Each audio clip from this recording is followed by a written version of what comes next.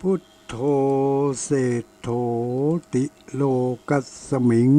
สปะสัตตานัง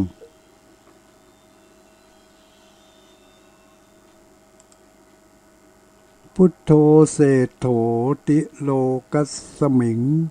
สปะสัตตานัง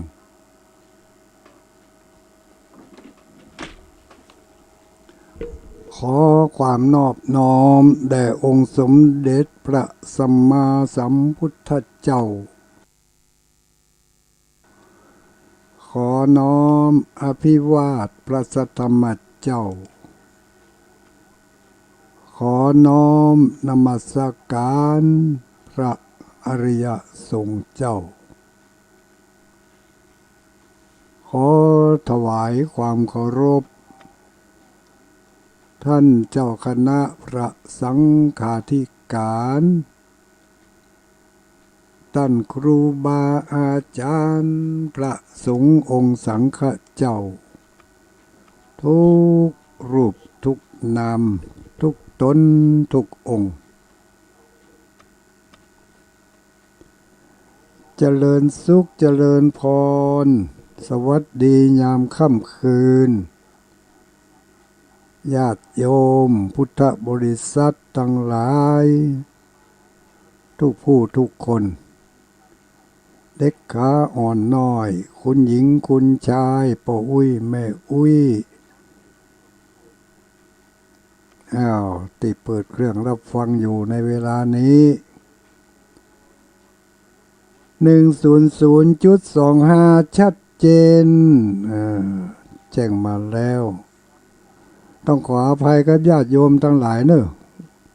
วันนี้มันเป็นอย่างจะได้บ่ฮู้ตั้งแต่เมื่อเจ้าละเป็นแต่ฝันดีแต่คืนนี้นั่นนะก้า แต่คืนนี้เป็นฝันดีหรอ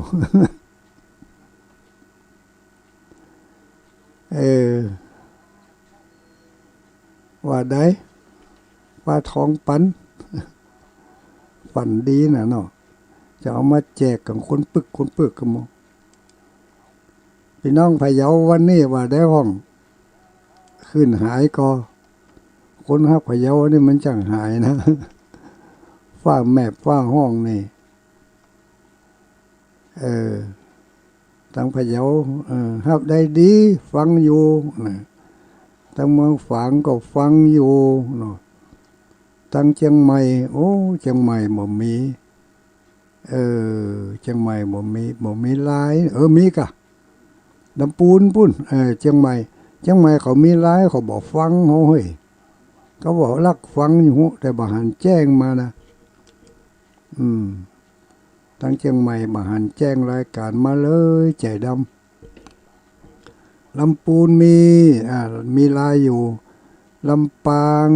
งก็บ่หันมีลายมีอยู่มีอยู่เมืองปานเพ่เนอะทางเมืองพานนี่มีลายก็จะเมืองพานก็มีลายอยู่ลุ่มพระธาตุจอมแหว่ฮะน่ะแจ้งมาลงว่าจะได้แจ้งลายมาไปฟังโทษเถอะไปฟังโทษเถอะเย็นๆไปก่อนเดี๋ยวก่อนตาตึกตอนนี้ยังก่อนเนอะตะกี้มันวุ่นวายนะ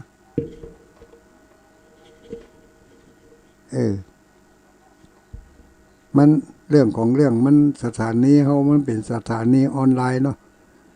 เจ้าพอดกันจ่ายเป็นปีแล้วก็เอาไปใจหลายตีหลายแห่งเปิดใจกันหลายตีทางสภาวัฒนธรรมก็ใจทางใต้นี่แถม1 2 3 4สถานีออกรายการไปแล้วก็สมัครก็เป็นบริการสาธารณะนะที่เอาไปแจ้กันนี่อย่างสภาวัฒนธรรมอำเภอเวียงป่าเป้าเนี่ยเนาะอันนี้ก็จัดรายการตอนมื้อแลงเนอะมื้อแลง 3 โมงถึง 5 โมงโดยความเอื้อเฟื้อของทางสถานีเพียงปะเป้าเรดิโอสถานีของคุณโยมดารุณีนะเปิดเอื้อเฟื้อเวลาให้ทางสภาวัฒนธรรมอำเภอมแมลง5 โมงถึง3 โมงถึง 5 โมงวันจันทร์กับวันพุธนี่ไปถ้าใครฟังเพลงเก่าๆไปติดตามฟังได้เนอะตำบ้านเฮานี่บ้านเฮานี่แม่สวยวังเหนือเนาะพะเยานี่ถึงหมู่เนอะเมืองพาน90สถานี90น้อยหนานเขาจัดรายการอยู่แล้วก็ตั้งคลื่นสีขาวคลื่นสีขาวนี่ก็ได้รับความเมตตาจากท่านอาจารย์ธรรมพระครูอภิวัฒนวิกรมอันนี้ก็เอารายการของตุลุงดอยจะมีอยู่2 วันเนาะคือวันศุกร์มาเจ้ากับวันจันทร์ตอนกลางคืนบางเตือก็มาแตนเปิ่นตั้งพะเยาแม่ตำแจ้งมาละรับฟังได้อยู่ขอบคุณครับมาคนรักพะเยาเนอะวันนี้คุมเสียงให้ดีวันนี้ เดี๋ยวเขาจะโทรมาหาธรรมะตั้งเมืองปานเนาะเมืองปานวันนี้ก็จะรับได้ดีอยู่ระยะนี้มันขึ้นฟ้าขึ้นฝนน้อยนะญาติโยมทั้งหลายบางทีก็ถ้าเกิดมันรุนแรงไปก็สถานีมันก็ต้องตัดเพื่อความปลอดภัยเอาไว้ก่อนเพราะว่าถ้ามันดับบบโดยฟ้าแม่ฟ้าผ่านั่นนี่ต้องเสี่ยงตังนะเสี่ยงตังหลายบาทเนอะไม่ใช่ว่าหมดสัก200-300นะเป็นหมื่นเป็นแสนมั้งนะก็น่าหันใจทางสถานีเปิ่นไม่ปะเฮาก็เลิกงามยามดีก็ฟังกันไปฟ้าแม่ฟ้าผ่าถ้ามันยุดมันดักไปก็ทำใจน้อยเนาะทำใจกันน้อยบางเตือสถานีเปิ่นต้องปิดตัวของเปิ่นลงหรือบางทีสถานีนั่นบ่ปิดอะแต่ว่าสถานีที่ต้นทางไว้กะอย่างที่วัดพระธาตุม่อนจอมพอนี่บางทีอินเทอร์เน็ตมันก็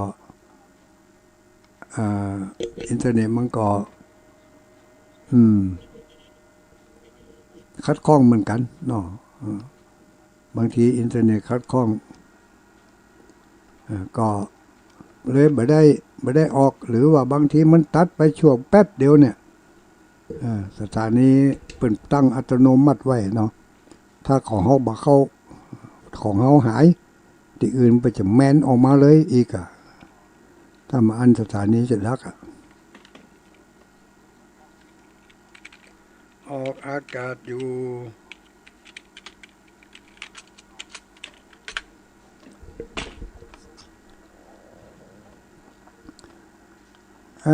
ถ้าหากว่าพ่อแม่พี่น้องเฮาทั้งหลายเนาะญาติโยมถ้าเกิดว่าสถานีมันดักไปก็ดีจะได้ก็ดีก็จำเบอร์ของสถานีเปิ้นไว้นะจำเบอร์ของสถานีเปิ้นไว้แต่ละที่เนาะแต่ละที่ถ้าหากว่าสถานีมันดักไปก็ลองโทรไปหาเปิ้นพอบางทีเปิ้นก็จะแก้ไขเปิ้นแก้ไขของเปิ้นได้เขาก็เปิ้นแก้ไขของเปิ้นเขาก็ฟังของเปิ้นไปยกมือ10 นิ้วอนุโมทนาให้เปิ้นเนาะแต่ละสถานีนี่เปิ้นเป็นสถานีธุรกิจนะธุรกิจก็คือต้องมีรายได้เข้าทางสถานีซ้ำรายจ่ายสูงกะขนาดตุลุงอยู่นี่มันได้นี่รายจ่ายยังแต่ละอันนี้ยังไม่ได้เกี่ยวข้องกับเครื่องส่งอย่างสักอย่างนะ มีกาเครื่องส่งเข้าคอมพิวเตอร์เนี่ยกันเนี่ยอันนี้ก็เขาถวายมาละอ่อนเขาถวายมาแล้วก็กาเจ้าสถานีแฮกาจ่ายกาอินเทอร์เน็ตแฮอินเทอร์เน็ตก็แบบธรรมดาเดือนหนึ่งก็700-800เอาทีนี้มันออกสองสายก็เดือนหนึ่งปันปลายกาอินเทอร์เน็ตเดือน1,000 กว่าบาทค่าไฟเนี่ยถ้ารวมหม้อถึงวัดถึงบ้านนี่ก็6,000ปลายกันนะเดือนหนึ่งแปลงอันละแล้วก็กาเจ้าสถานีอันนี้นี่ยังแค่น้อยปีไหนจ่ายเตื่อ2,000บ่ได้ญาติโยมเปิ่นหอมมาเปิ่นตึงหอมมาก็ได้หลายบาทอยู่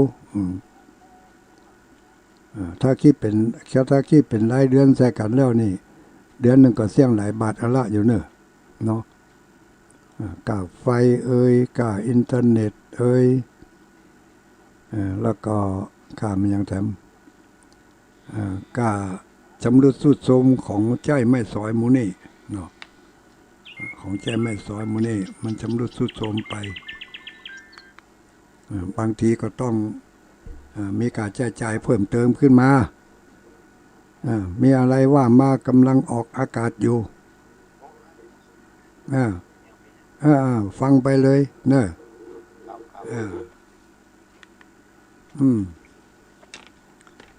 อันนี้ก็อู้ถึงเนาะแจ้งให้ทราบแจ้งให้ทราบบอกให้หู้ไม่ได้ก็ไม่ใช่ว่าไปเรียกร้องความสนใจมันยังบอกให้หู้ที่เปิ่นหอมสตางมาเปิ่นจะได้ดีอกดีใจตัวอีกเนาะโอ้เปิ่นก็เอาไปแจ้แต่รู้ถึงหอมสตางโอ้วันนี้เขาเอาก่อนเลยบึ้ดมันจะจ้าไปหอมสตางแล้วพร้อมกันนั่นจะเปิดรับสายวันนี้นะเรื่องเกียมมาจัดดีนี่มันรู้เหตุกี้เดี๋ยวกันตาเตอตั้งหน้าตั้งตาทำไมเห็นกำก่อนตอนนี้ประกาศอนุโมทนาก่อนเนอะก็อดมาได้เนาะที่เพิ่นได้ให้ได้หอมมาก็สาธุอนุโมทนา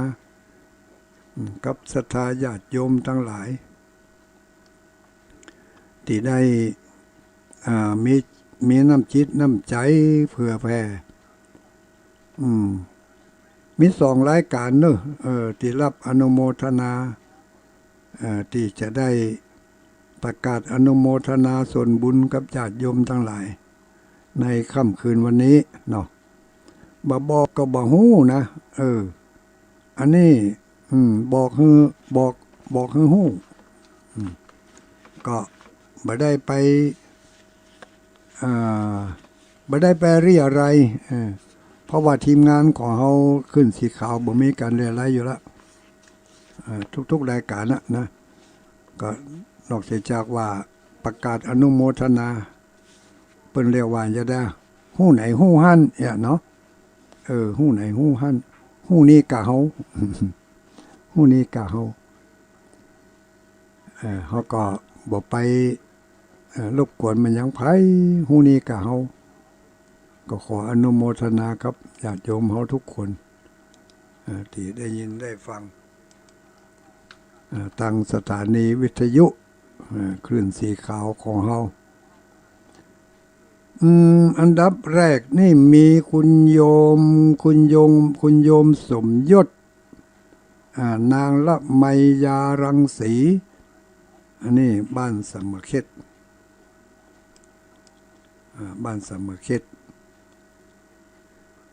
ได้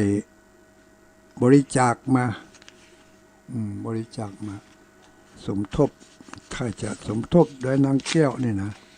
มาได้42กับเตือนี่100 บาทเนอะสาธุอนุโมทนาพะเยาบ้านแม่ตำฟังอยู่แม่ตำฟังอยู่ อนุโมทนาเนอะแม่ตำเนอะแม่ตำทองสิทธิ์ผ้าเจริญเนี่ย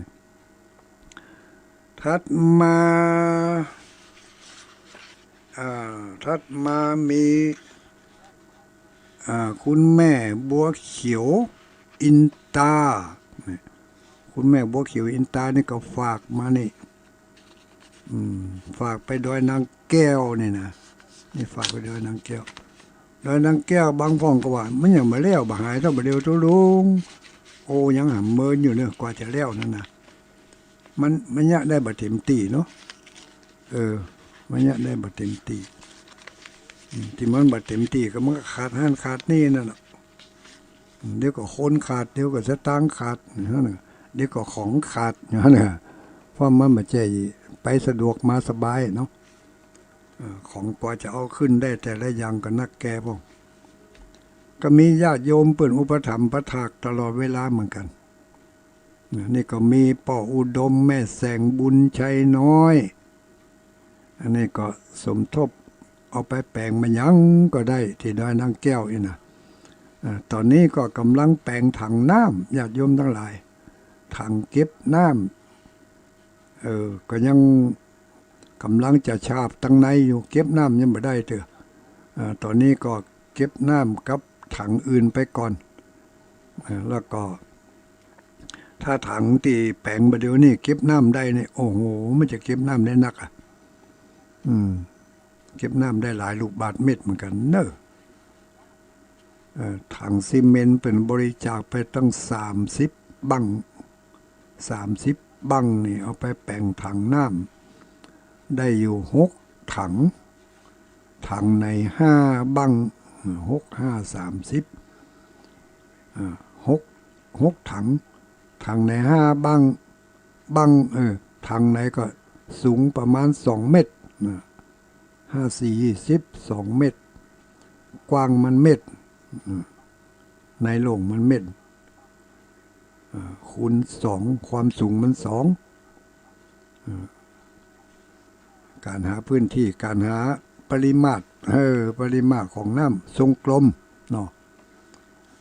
กว้างคูณสูงแล้วก็คูณด้วยอย่างน่ะ1/7ครับ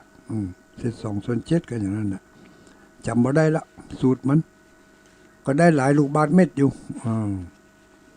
ปออุดมแม่แสงบุญชัยน้อยนี่ก็หอมไปโดยนางแก้ว200 บาทมีแม่สวยมโนวงศ์บ้านปงเทวีเป็นเงิน100 บาทแม่ผัน100 บาทเนาะแล้วก็คุณสุมิตราแสงตา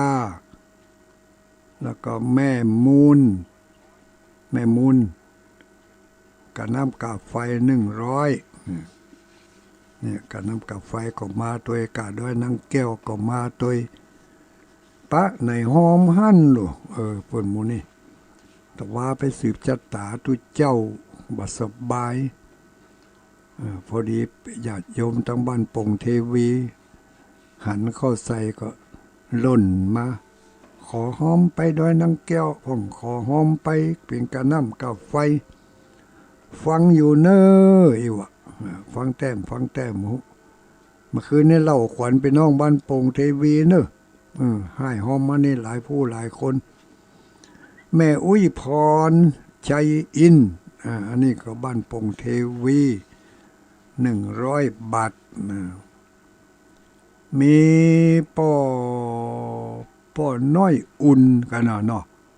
ป่อน้อยอุ่นแม่จันเทพนี่ก็บ้านปงเทวีป่อน้อยอุ่นแม่จันเทพวงรักษาศีลอันนี้ก็100 บาทขออนุโมทนาเนอะแม่สีครานปงเทวีอันนี้กะน้ำกาไฟขออนุโมทนาจิมเนอะนางตารักชาติทำบุญโดยนางแก้วเอาไว้กับตนกับตัวในภายภาคข้างหน้า เดินทางผ่านไปทางนั้นก็ขอให้ลู่รอดปลอดภัยจากภัยอันตรายทั้งหลายขอให้บารมีขอบุญบารมีของพระเจ้าศรีสองเมืองได้คุ้มครองให้เดินทางด้วยความปลอดภัยอันนี้บริจาคมาจำนวน200 บาทนี่ขออนุโมทนาเนอะสาธุสาธุยังบาเสียงเถอะยังบาเสียงเถอะอันนี้น่าจะเอาไปซื้อปูนซีเมนต์อยู่ไปรอถังนะแต่ว่าวันซื้อนี่คุณโยมตั้งเชียงใหม่เป็นร่วมเป็นเจ้าภาพมาจำนวน5,000 บาทโอ้ได้ปูนหลายแก่นได้ทรายหลายลิตรได้ทรายหลายปิ๊บได้ปูนหลายแก่นเนาะได้กาสลาหลายวันอยู่นี่บางอย่างก็ต้องจ้างแต่บางอย่างก็ช่วยกันเนี่ยกันทำเอาที่เขาที่ทุเจ้าพระเนนเขาเนี่ยได้ก็เนี่ยเอาเนี่ยคนเดียวบ่ได้ก็เดี๋ยวทำพระครูแดงถึงห้องลูกน้องมามาช่วยกันอุ้มช่วยกันตุ้มช่วยกันหามพระภิกษุสงฆ์องค์สามเณรเขาก็ช่วยกันเดี๋ยวก็สามเณรนักเรียนวัดป่างิ้วก็ได้ไปช่วยกันเนี่ยวันใดต้องการกำลังนักวันนั้นเขาเอากำลังมดแดงไปช่วยกันถ้าวันใดที่บ่มีบาดแจ้กำลังนักวันนั้นก็ช่วยกันอุ้มกันตุ้มกันขึ้นไปบัดเดี๋ยวนี้ยังแคว้นน้อยมีเครื่องทุนแรงอยู่ฮั่นใจเครื่องทุนแรงใจลวดสลิงดึงเอามันก็ได้กำลังแหงอะละเนอะปูน2 แก่นนี่มันอุ้มขึ้นโตดเลยโอ้แหงเดียละ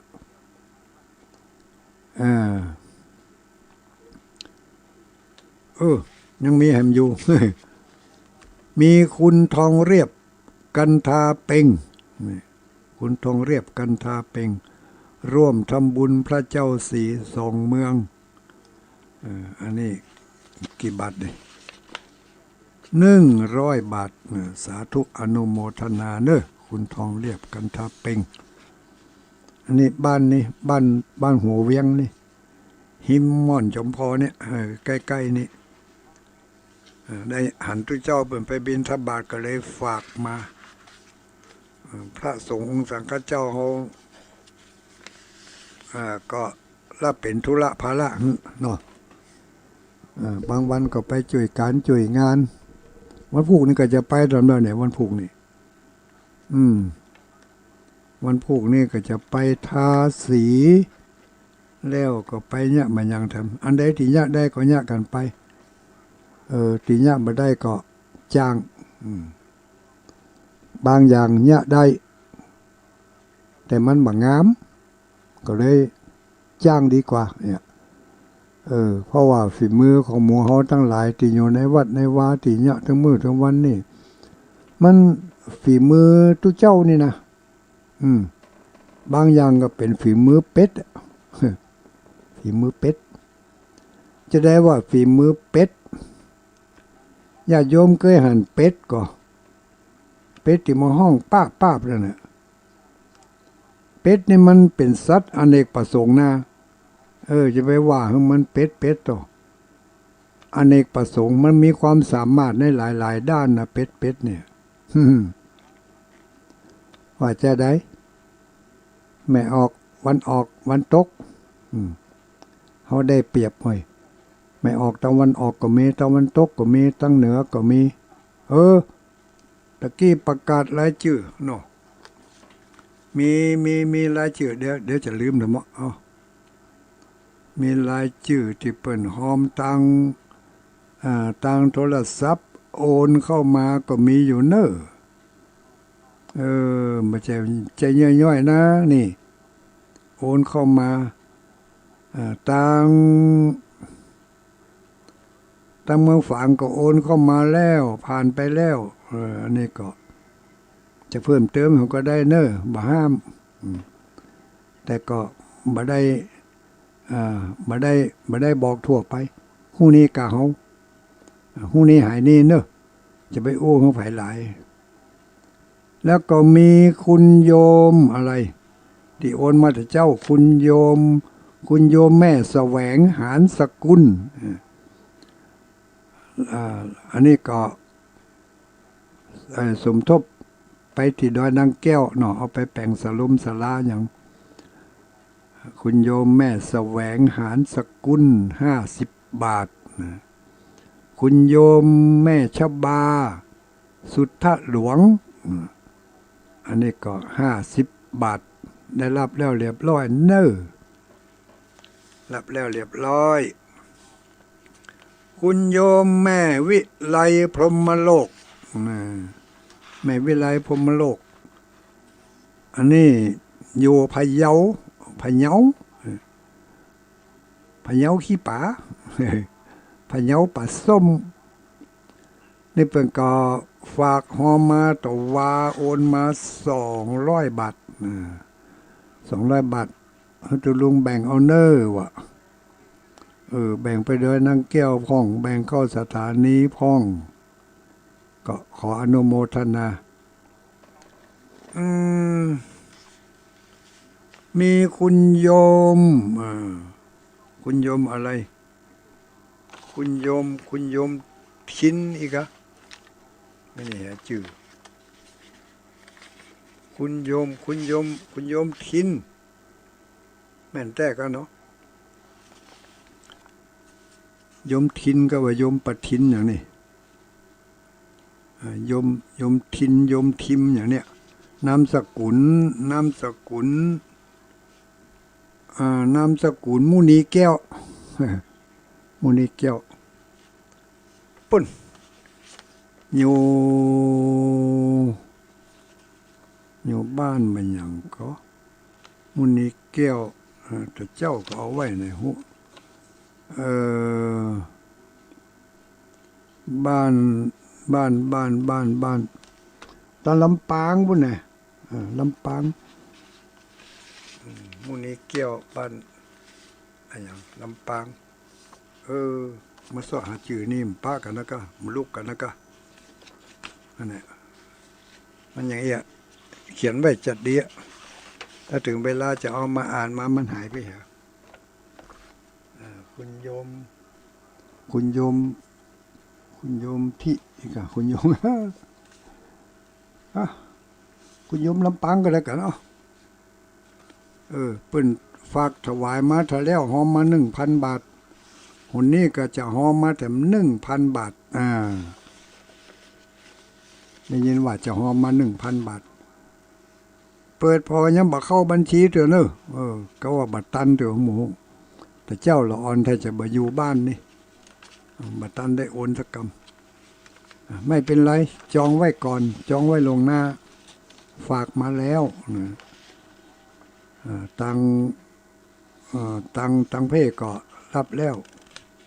ถ้ารับแล้วจะแจ้งให้ทราบเนอะตอนนี้ก็ยังบานเข้ามาเถอะนะอ้าวว่าใดโยมศรีดารายงานตัวเข้ามาฟังละตอนนี้ก็ไผจะร่วมให้รวมห้อมด้วยก็ได้เนอะมาได้โฆษณานะอู้ให้ฟัง มาได้เรียอะไรอู้ให้ฟังไม่บอกก็ไม่รู้เปิดวิทยุแล้วไม่ได้เรียอะไรบอกให้ทราบมันก็อันเดียวกันนะก็ตุลุงบาดใจอันเดียวกันถ้าเรียอะไรนี่คือการจักจวนเจิญจวนบอกให้ว่าขอช่วยเป็นเจ้าภาพหน่อยนะรายการนี้เป็นรายการกุศลนะขอช่วยเป็นเจ้าภาพนะ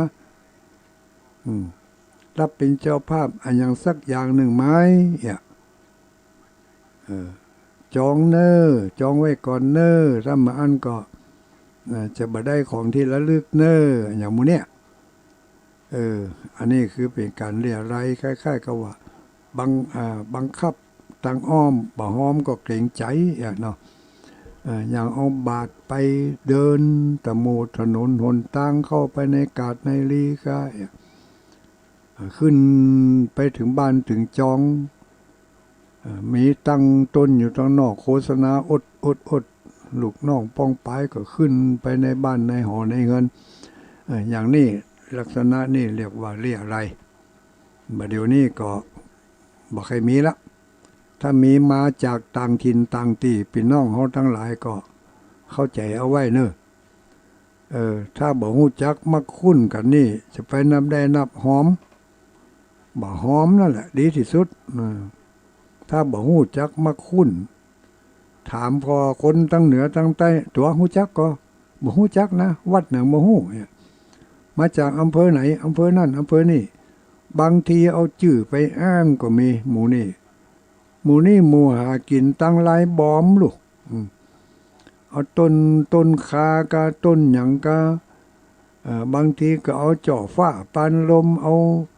ยอดชัดยอดหยังไปตั้งในรถประดับประดารถอย่างดีโฆษณาเสียงดังมึงบ้างเลยขอเชิญร่วมทำบุญที่นั่นที่นี่มีญาติโยมต่างอำเภอเคยโทรมาถามว่าตุลุงชื่อวัดนี่สมมติว่าชื่อวัดกอที่อำเภอตุลุงมีกอนะตุลุงก็บอกว่ามีวัดกอเป็นสร้างอย่างบ่สร้างอย่างนายโยมเนี่ยรถมันโฆษณาเนี่ยอ้างถึงวัดกอตำบลนั่นอำเภอเวียงป่าเป้าไว้ว่าจะสร้างนั่นสร้างนี่เอาตั้งไว้ในรถนั่นน่ะจะมีแต่ก็ตุลุงเขาถ้ามีเขาก็ว่ามีถ้าบ่มีเขาก็ว่าบ่มีมันยังได้นี่ตุลุงแจ้งตำรวจเลยเนาะแจ้งตำรวจเลยวัดนี้บ่มีการสร้างอะไรอย่างสักอย่างเอาชื่อไปแอบอ้างนี่นะอย่างอีกก็มีกันหลายที่หลายแห่งเนอะไปน้องตั้งละปูนนี่บางทีก็มีตั้งหลายดอยไปน้องตั้งบางทีอ้างชื่อวัดที่อยู่ในถิ่นทุรกันดารเนาะนึกพุ่นอยู่แม้ในป่าในดอยพุ่นเอามาอ้างว่าจะสร้างนั่นสร้างนี่ก็ขอเรียอะไรกันอันนี้ก็ต้องพอต้นสายปลายเหตุให้ดีถ้ามาบ่ชอบมาพากลแล้วก็จะไปสนับสนุนนะขอร้องเถอะวัดใกล้ๆบ้านเฮานี่เป็นแปลงสะปะสะเปดวัดเหนือวัดใต้พระไล่ถามพอใครได้บุญนักก็ไปหอมเปิ้นเป็นอย่างหั่นอันบุญจรทั้งหลายแลนี่ถ้าเป็นสมัยก่อนได้ว่ากันได้กะเปิ้นมาด้วยความบริสุทธิ์ใจแท้ๆลูกยังจะบวชจะเป๊กเนี่ยเปิ้นเอาไปแห่เอาไปเอาบวชเปิ้นเอาสลุงแห่ลูกสลุงพ่องมีตะกอนเนี่ยเป็นหาบสแลกไปแอวหน้าบุญนี่แหละไปแอวหน้าบุญก็คือเอาบุญไปแอวเพิ่นก็มาแจหอมกันอย่างนั่งอย่างนะเอาหน้าบุญขึ้นไปหาจะบวชจะเป๊กก็จะมีการมีงานก็หาบสแลกเขาตอกดอกไม้ไปตัวแห่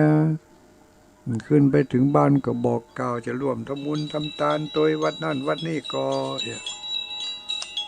นี่ก็หอมมาสักหลายแล้วก็นี่ก็ว่าทุกประท้วงเจริญพรพระอาจารย์เจ้าว่าจะได้พ่องฟังอยู่เลยฟังจากที่ไหน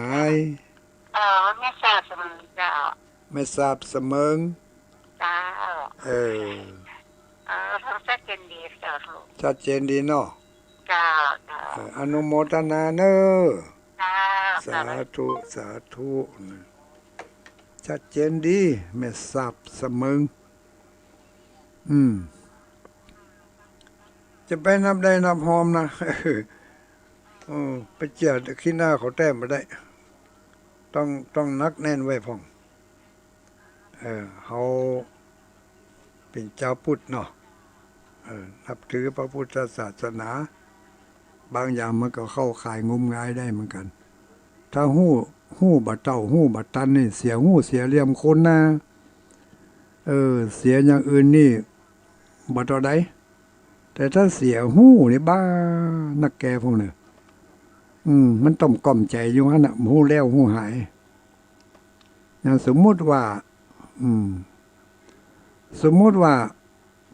เขายืมตังค์นี่นะเนาะยืมตังค์เขา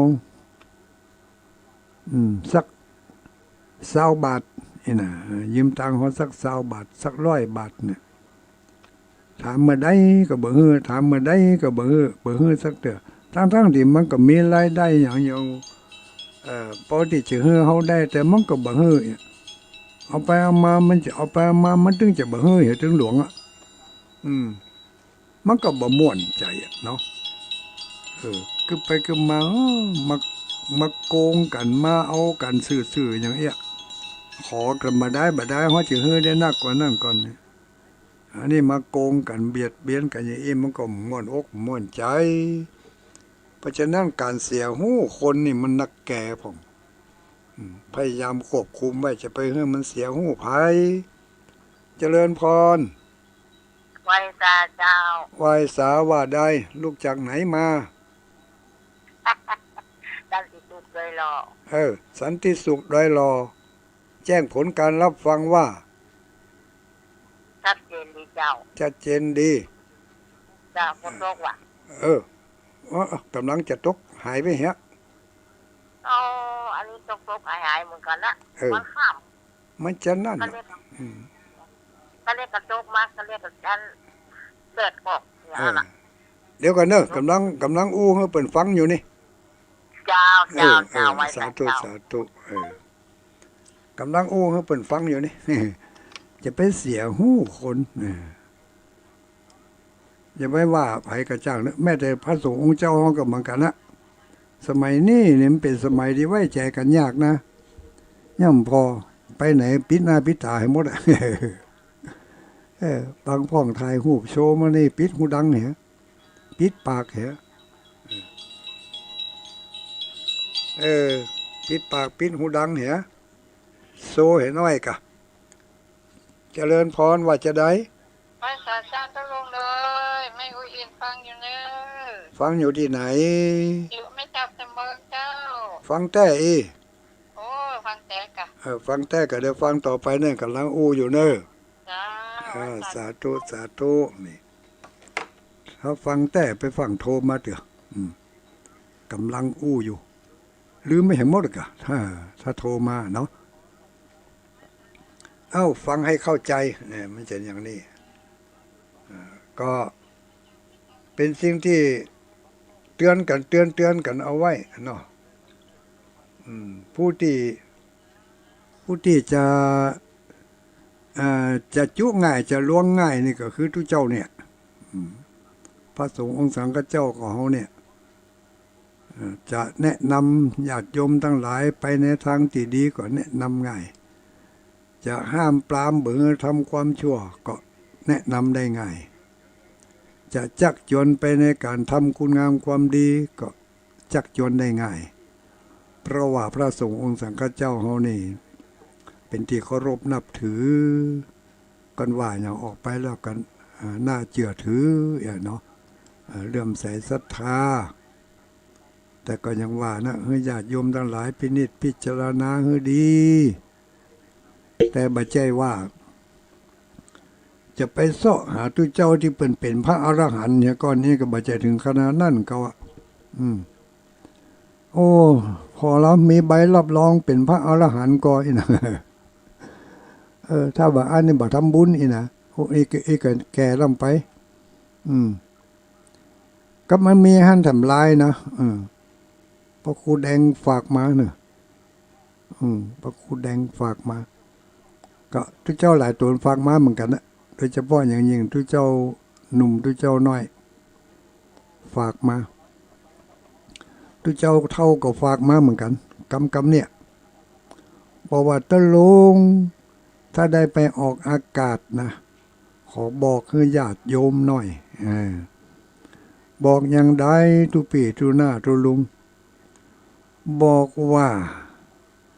การนิมนต์ทุเจ้านี่นะขอจะไปจำเพาะเจาะจงเอากับทุเจ้าตนเท่าตนแก่เตอะ บางคนนี่นิมนต์นี่เอาทุเจ้าที่มีอายุพรรษาน้อยเนอะเนี่ยเอาตนเท่าตนแก่น้อยเนอะเลือกเอาทุเจ้าที่10 ภาษาขึ้นไปเนอะเนี่ยก็มันเป็นทุเจ้าแล้วก็เอาหมดก็ศีล227เต่ากันนี่เนาะศีล227เต่ากันจะไปเลือกญาติโยมทั้งหลายมาตานขันเข้ากันนะถ้าบัจเจเจ้าอาวาสเล่นบัตานนี่เมื่อบางคนเนี่ยก็เอาติวเป็นโตติวสำหรับกับเข้าวัดเข้าวาไปอันท่านเจ้าอาวาสอยู่ก่อท่านเจ้าอาวาสเปิ่นติดธุระเปิ่นไปงานตั้งนอกเปิ่นคิดนิมนต์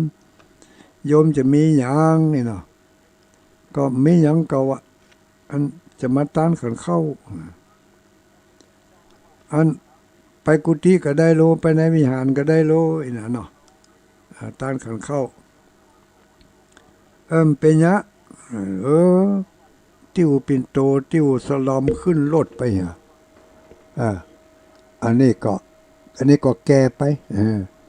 พอมาถึงวัดแล้วเนาะปะตนใดก็ตานตนนั่นก็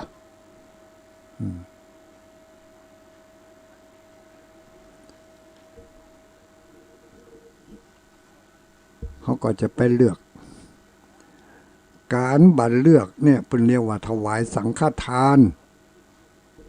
ไม่เลือกจะเป็นตุเจ้าหนุ่มบวชได้วาสาเดียวบวชใหม่ๆบัดตันได้สักวาสากำเตื้อบวชได้2-3 วันแม้กระทั่งบวชเสร็จมาเจ้านี่มาง่ายเขาไปปะเขาใส่ก็ขอทุปีทุหน้าปั่นป้อนให้กำตานขันเข้าอาตมาปั่นปอนยังบัดจ้างเตือบวชใหม่อยู่ว่าอย่างก็ว่าไปเถอะทุปี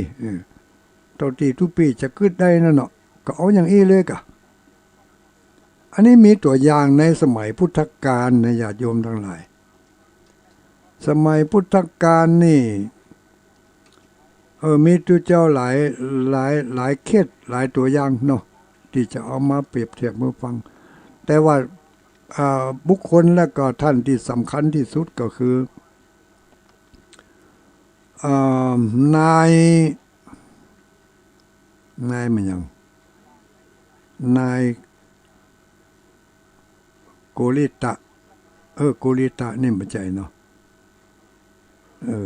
ชื่อมาลุ้นเป็นได้ชื่อว่าสารีบุตรพระสารีบุตรนั่นแหละลืมชื่อไปแล้วมันเป็นโทรศัพท์ต้องแต่งนั่นเนาะลืมไปฮะ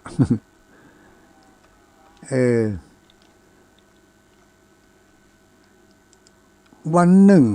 พระสารีบุตรกับพระมหาโมคคัลลานะเนี่ยยังตอนที่สมัยยังเป็นคนบ้านอยู่นี่นะเป็นคนบ้านเป็นเบาก็เนาะเบาแก่เบาใหญ่ละทีนี้ก็เบื่อหน่ายรู้สึกว่าเบื่อหน่ายละอันยังก็เบื่อหน่ายก็ไก่ไปดูหนังดูละครก็ไก่จะไปดูดนตรีก็ยังก็ไก่ส่งคนออกจากลงมหรสพมาเดินออกมาอู้กันสหายอันยังบ่ม่วนเฮ้ยยังก็ไก่ให้หมดเอาอีดีกว่าเนาะสหายถ้าหากว่าไผคนใดคนหนึ่งไปปะใส่สมณะรูปใดรูปหนึ่งที่เป็นมีคุณธรรมที่เป็นมีธรรมะแล้วจะยังเฮามีความสุขถ้าไผปะก่อนก็บอกกันเนอะเนี่ยเจ้าวันหนึ่งพระสารีบุตรตอนนั้นยังไม่ได้บวชนะยังไม่ได้บวชก็หันตุเจ้าตัวหนึ่งเดินแบบอาการสำรวมบิณฑบาตจะว่าย่างจ้าก็บ่จ้าจะว่าเว้ยก็บ่เว้ย ก้าวไปเดินบิณฑบาตด้วยอาการอันสำรวมหันสัตตาหันเข้าใส่ก็เกิดความเลื่อมใสทันทีอันนี้สมณะรูปนี่เป็นสมณะนักบวชสำนักไหนเนาะครูบาอาจารย์เปิ่นจะจะมีคุณธรรมอย่างใดเนาะขึ้นในใจ แต่ก็บ่ได้ถามหยังตัวกนเปิ่นไปอย่างห่างๆคือใจว่าเปิ่นคงจะไปขอเข้าก็แม่นแต่พระอัสสชิเดินเข้าไปในเมืองไปบิณฑบาตพอเปิ่นได้บิณฑบาตพอสมควรแล้วเปิ่นก็ออกมาเปิ่นจะเอาถุงสปายไปตัวอย่างสมัยนี้นะสมัยนี้บิณฑบาตไปพอสปายถุงตัวบางพ่องเอารถ